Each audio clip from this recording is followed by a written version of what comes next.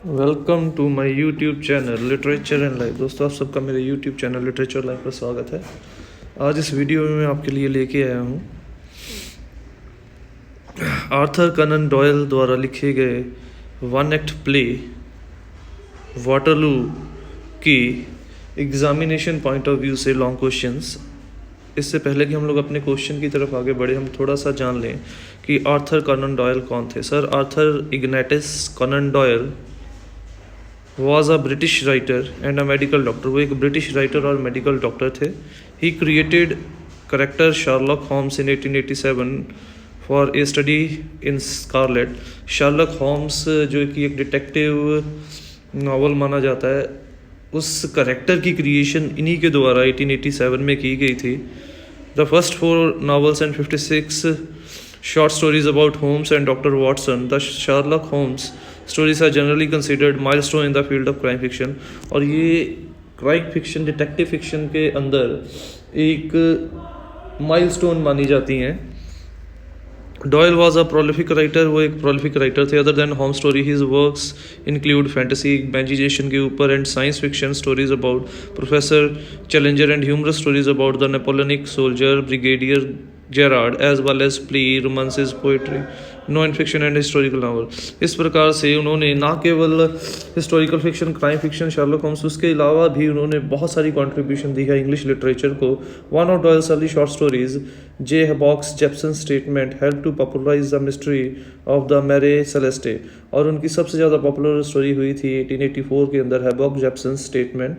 तो ये थी एक ब्रीफ सी डिस्क्रिप्शन हमारी आर्थर कनन डॉयल के बारे में। Now let's move on to our main topic, that is Sir Arthur Conan Doyle's Waterloo।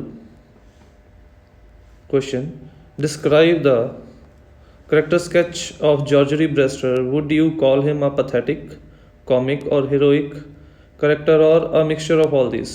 कि जॉर्ज ब्रेस्टर का हम लोगों ने करेक्टर बताना है। क्या वो एक व्यंग्यात्मक करेक्टर है, बहादुर करेक्टर है, दुखों से घिरा हुआ करेक्टर है, या इन सभी करेक्टर्स का एक मिश्रण है? तो देखते हैं हम लोग आंसर में वो कैसा करेक्टर है। जैसे कि हम लोगों ने ड्रामा में देखा ही था, पढ़ा ही था कि वो एक ऐसे करेक्टर हैं जो अपनी आखिरी सांस तक एक ट्रू सोल्जर रहते हैं। जब उनकी डेथ भी होती है तो वो वही वॉर क्राई कहते हुए अपनी लाइफ को सेक्रीफाइस करते हैं, जो वॉर क्राई कहते हुए उन्होंने अपने साथियों को सेव किया था। तो आंसर स्टार्ट करते हैं। The present drama Waterloo has been written by sir Arthur Conan Doyle, one of the famous English writer. ये जो प्ले है ये basically sir Arthur Conan Doyle के द्वारा लिखा गया प्ले है, जो कि एक फेमस इंग्लिश राइटर हैं। हिज इम्पॉर्टेंट वर्क्स इंक्लूड, उनके इम्पॉर्टेंट वर्क्स हैं the sign of four and the adventures of Sherlock Holmes. ये उनके कुछ फेमस वर्क हैं। The present play Waterloo revolves around old George Brewster who had won a medal of courage and bravery in the battle of Waterloo।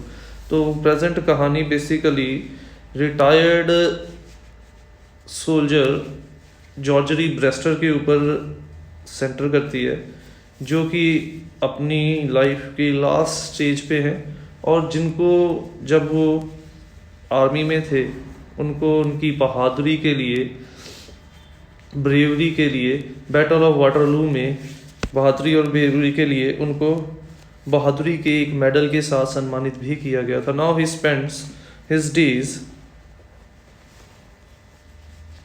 और his last days of life in recluse. और अब जबकि वो अपनी ज़िंदगी के अंतिम दिन गुजार रहे हैं, his moment of glory when he broke through the enemy lines of his friends. और तो जब वो अपनी आखिरी ज़िंदगी के आखिरी पड़ाव पे, अपनी ज़िंदगी के आखिरी दिन गुजार रहे हैं, तो अक्सर वो उन लम्हों को अपने आँखों के सामने महसूस करते हैं जब उन्होंने बहादुरी दिखाते हुए एनिमी दुश्मनों की लाइन को तोड़ते हुए अपने साथियों को बचाया था और उनको एम्यूनेशन या गोला बारूद पहुंचाया था। George Brewster is a protagonist of the story. इसमें भी कोई शक नहीं है कि वो इस कहानी के मुख्य पात्र हैं, वो इस कहानी के हीरो हैं। He is 86 years old and has grown physically very weak. वो लगभग 86 साल के हैं और इतनी एज होने के कारण शारीरिक तौर पे बहुत कमज़ोर हो चुके हैं। But still he has a strong will power and true spirit of a soldier till his last breath. इसके बावजूद भी, जबकि वो शारीरिक तौर पे कमज़ोर हो चुके हैं, इसके बावजूद भी आज भी उसके अंदर बहुत ही मजबूत इच्छा शक्ति है और उसके साथ साथ आज भी उसके अंदर एक सच्चे सोल्जर की जो भावना है वो जीवित है। और जब तक वो जीवित है, आखिरी सांस तक उसके अंदर एक सच्चे सोल्जर की जो आत्मा है वो विराजमान रहती है। He was a corporal in the Scots guard. वो एक कॉर्पोरल थे स्कॉट्स गार्ड बटालियन के अंदर। He was presented as a character who no doubt has grown old but he is always ready for the action.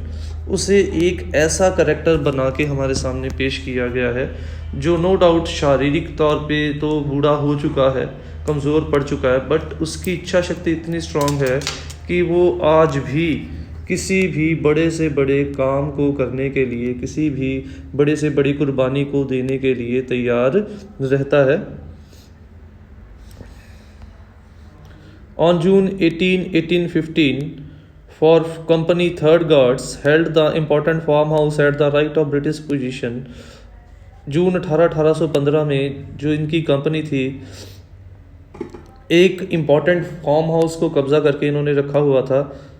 George Brewster played an important role in not only saving his friend but also in destroying the enemy position. और George Brewster ने ना केवल ये बहादुरी दिखाई कि अपने साथियों को बचाए, उसके साथ साथ उन्होंने अपने साथियों को गोला बारूद पहुंचा के दुश्मनों को तबाह करने में भी अपने साथियों की मदद की। In other words, George Brewster showed an extra ordinary act of courage and bravery through his action. इसमें कोई दो राय नहीं है कि उन्होंने अपने इस बहादुरी भरे कारनामे से ये दिखाया कि वो कितने बहादुर हैं और उनके अंदर कितनी हिम्मत है और वो कितना बड़ा एक्ट करने से भी नहीं डरते। He was also awarded a medal for his bravery. उनको उनकी इसी बहादुरी के लिए एक मेडल के साथ सम्मानित भी किया गया है। Now he has grown old and behaves like a child when his pipe gets broken. But अब वो बूढ़ा हो चुका है और बच्चों की तरह बिहेव भी करता है बीच बीच में जब उसकी पाइप टूट जाती है। तो बहादुरी क्या थी कि उन्होंने अपने साथियों को गोला बारूद पहुंचाना था और जिस ब्रिज से उन्होंने जाना था उसे आग लगा दी गई थी। और इसके बावजूद भी जॉर्ज ब्रेस्टर उस जलती हुई आग में से खुद काट को चलाते हुए अपने साथियों तक पहुंचे थे। इसीलिए उनकी इस बहादुरी का कोई मोल नहीं है, क्योंकि उन्होंने अपनी जान को रिस्क में डालकर अपनी साथियों की जान को बचाया और उनको गोला बारूद पहुंचाया। नोरा उनकी grand niece is a grand niece who has come to take care of the old George Brewster, जो कि जॉर्ज ब्रेस्टर का ध्यान रखने के लिए वहाँ पे आई हुई है। Nora moves the story of the play forward. She is very respectful to her grand uncle. Nora ही आगे की कहानी को हम लोगों का आगे की कहानी बताने के लिए एक लिंक बनती है हमारे के लिए। वो अपने अंकल के प्रति बहुत ही ज़्यादा रिस्पेक्ट रखती है। She acts as a link between George Brewster and other character. एक तरीके से वो एक ब्रिज है जॉर्ज ब्रेस्टर और जो बाकी के दो करेक्टर हैं, कनोलर मिडविंटर और सार्जेंट मैकडोनाल्ड, उन दोनों के बीच का एक लिंक है। Sergeant McDonald comes to see corporal George Brewster to inquire about his health. और सार्जेंट मैकडोनाल्ड भी जैसे ही नोरा घर पे पहुंचती है अपने अंकल का ध्यान रखने के लिए, तभी सार्जेंट मैकडोनाल्ड भी उनके घर पे आता है और उसे उसकी बटालियन इसलिए वहाँ पे भेजा था ताकि वो वहाँ के जाके पता कर सके कि जॉर्ज ब्रेस्टर का अच्छे तरीके से ध्यान रखा जा रहा है या नहीं। This shows that if George Brewster is proud of his regiment is equally proud of him. ये भी बताता है कि अगर जॉर्ज ब्रेस्टर को अपनी बटालियन, अपनी रेजिमेंट के ऊपर गर्व था तो उसकी बटालियन को भी उसके ऊपर गर्व था। इसीलिए आज भी वो उस अपनी बटालियन जो है अपने ऑफिसर्स को उसका हाल चाल पूछने के लिए, उसकी केयर करने के लिए अक्सर आते रहते हैं। That is why sergeant has come to meet him and later colonel Midwinter comes to me. इस यही कारण है कि पहले सार्जेंट आता है, फिर उनकी बटालियन का प्रेजेंट डे कर्नल भी उसे मिलने आता है। The play also presents a little description about the non commissioned soldiers. Play के अंदर नॉन कमीशन सोल्जर्स के बारे में भी थोड़ी सी डिस्क्रिप्शन दी है। नॉन कमीशन सोल्जर और officer is one who is given authority through a commissioned officer. A non commission soldier या ऑफिसर वो है जिसे एक कमीशनड ऑफिसर के द्वारा कमांड दी जाती है, जो कमांड को फॉलो करता है। In this play George Brewster is presented as a non commission soldier who performed an act of bravery in the battle of Waterloo. और इस ड्रामा के अंदर जॉर्जरी ब्रेस्टर को भी एक नॉन कमीशन सोल्जर के तौर पे पेश किया गया, जिसने कि एक बहुत ही एक्स्ट्रा ऑर्डिनरी असाधारण बहादुरी का कारनामा किया था बैटल ऑफ वाटरलू के अंदर। दे लिव्ड इन बैरक्स, ज़्यादातर ये लोग बैरक्स के अंदर ही रहते थे। They are always ready to make big sacrifices, और ऐसे सोल्जर्स बड़ी बड़ी कुर्बानियाँ देने से भी नहीं डरते थे। और जॉर्जरी ब्रेस्टर ने जो सेक्रीफाइस किया है वो इस चीज़ का एक प्रतीक है कि वाकई में वो बड़े से बड़ा सेक्रीफाइस करने से भी हिचकिचाते नहीं थे, क्योंकि वो भी जलती हुई आग में से एक बारूद से बड़ी हुई घोड़ा गाड़ी को लेके निकल जाता है। That is why Gregory Brewster is presented as a supreme example of this type. और यही कारण है कि जॉर्जरी ब्रेस्टर को नॉन कमीशन सोल्जर की एक सुप्रीम एग्जाम्पल के तौर पे भी हम लोग देख सकते हैं। They were given very hard training and were given duties in the battle field. उनको बहुत ही सख्त ट्रेनिंग दी जाती थी, और जंग के मैदान में भी उनको बहुत सारी जिम्मेदारियां निभानी पड़ती थी। This is reason way Gregory Brewster desire to be given military honours after his death which shows his deep attachment with uniform and his unit. यही कारण है कि जॉर्जरी ब्रेस्टर को जब उससे इसकी इच्छा पूछी जाती है तो वो कहता है कि उसकी एकमात्र इच्छा यही है कि जब उसकी डेथ हो जाए उसकी मिलिट्री शान व शौकत के साथ, मान सम्मान के साथ ही उसका अंतिम संस्कार किया जाए। तो ये दिखाता है कि वो इतना ज़्यादा समर्पित था अपनी ड्यूटी के प्रति, अपनी यूनिफॉर्म के प्रति, अपनी बटालियन के प्रति, कि वो मरते मरते भी एक सोल्जर की मौत ही मरना चाहता था। Now he dies of old age at home, but still his past is more alive and real to him than his present. No doubt अब वो बूढ़ा हो चुका है और अब अकेलेपन से का शिकार है, और धीरे धीरे करके वो अकेलेपन से मरता चला जा रहा है। बट इसके बावजूद भी वो जब आंखें बंद करता है तो उसको अपना पास्ट, अपनी बहादुरी का जो कारनामा है आज भी आंखों के सामने महसूस होता है। उसे लगता है ये कल की बात है, और आज भी वो ऐसे काम करने से डरता नहीं है। The God needs powder, the God needs powder. To conclude, we can say that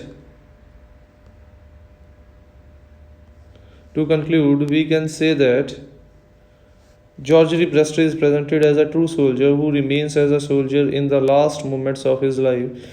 यहाँ तो ये कहना गलत नहीं होगा कि जॉर्ज ब्रेस्टर को एक ऐसा कैरेक्टर बना के पेश किया गया है जो कि अपनी ज़िंदगी में आखिरी सांस तक एक सच्चे सोल्जर की तरह जीता है, और जब वो डरता भी है तो मरता भी है तो he die shouting his battle cry. तो वो जब मरता भी है तो जिस वॉर क्राई को चिल्लाते हुए उस आग के मैदान से निकल गया था, जलती हुई आग से निकल गया था, द गॉड नीड्स पाउडर, वही शब्द आखिरी टाइम उसके मुंह से निकलते हैं और वो अपनी लाइफ को एंड कर देता है। तो इस प्रकार से हम लोग देख सकते हैं कि जॉर्जरी ब्रेस्टर को एक सुप्रीम एग्जाम्पल के तौर पे बताया गया है। एक ट्रू सोल्जर की स्पिरिट है उसके अंदर, जिसके ऊपर बढ़ती उम्र का, शारीरिक कमजोरी का कोई भी प्रभाव नहीं पड़ता है। तो ये थी हमारी आज की वीडियो। उम्मीद करता हूँ आपको वीडियो अच्छी लगी होगी। अगर वीडियो अच्छी लगी हो तो वीडियो को लाइक और कमेंट ज़रूर कीजिए। ऐसी वीडियोज़ के लिए चैनल को सब्सक्राइब कीजिए। लेटेस्ट वीडियोस की अपडेट्स के लिए बेल आइकन पर क्लिक कीजिए। Thanks for watching the video. Don't forget to subscribe my channel, click on the bell icon to get the latest updates.